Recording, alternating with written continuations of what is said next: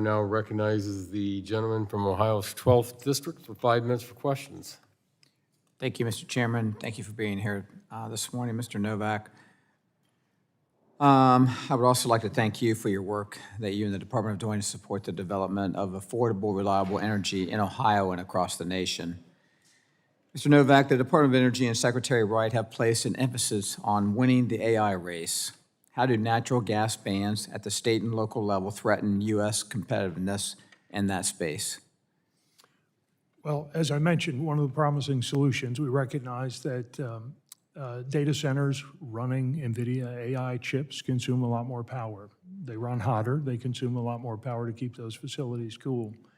One of the more promising solutions out there will be co-located gas-fired generation. As I mentioned, this is something that'll be neutral, maybe even beneficial to ratepayers because you have the capacity to not draw from the grid, in fact, to put surplus generation onto it.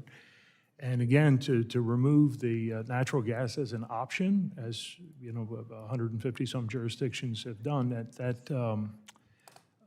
that's something that impedes that sort of solution. And that's not the only sort of solution, but appreciate that, as I mentioned earlier, the best of the above is really a highly contextual assessment of what works, what pencils out, if you will, as an engineering matter, as a financial matter, what can survive without subsidy.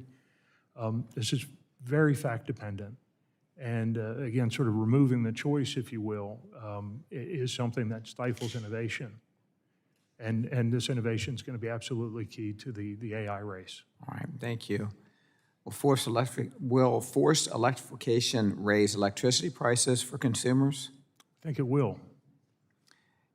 In that, what are you seeing in areas like New England? Well, so for example, in New England, as I mentioned earlier, with the the Christmas storm from a few years ago, extended power outage in an all-electric home, that's a big issue.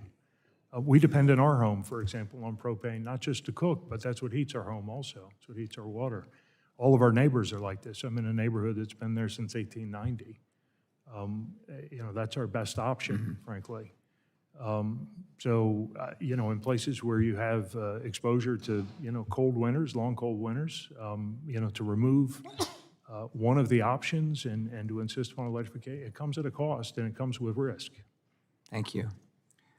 My next question is about H.R. 4690, the Reliable Federal Infrastructure Act, introduced by my friend Congressman Langworthy from New York. If left in place, the Energy Independence and Security Act would require the elimination of on-site fossil fuel use from new and renovated federal facilities beginning in 2030. Can you discuss the department's efforts this year to rein in the previous administration's rulemaking on Section 433? And as a follow-up, can you discuss why it's important for Congress to pass the Reliable Federal Infrastructure Act? I'll have to take for the record the question about the rulemaking, and I'll be happy to meet with staff and get you a response for the record on the status of the rulemaking efforts there. I will mention in regard to the legislation, again, as with homeowners, to remove the option there, regardless of the context, is something we think is a bad policy outcome. Federal facilities ought to have flexibility in the same way that homeowners ought to. There are certain things that'll make sense in particular contexts. There are certain things that won't.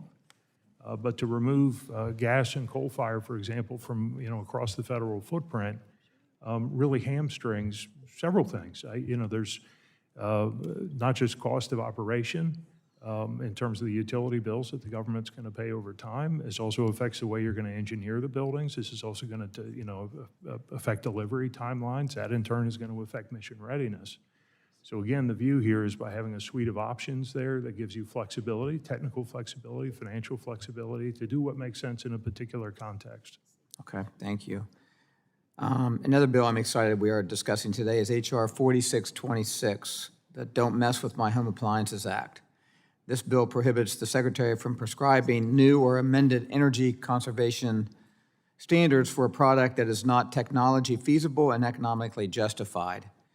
Mr. Novak, we saw the previous administration finalize a number of conservation and efficiency, standards that covered a range of home appliance products. Do you believe these standards finalized by the previous administration were technologically and feasible or economically justified? And you have 8 seconds, sir. please. Again, I'll take that question for the record. I know that I've been working with the team that's been working on the rules around this to assess the rules.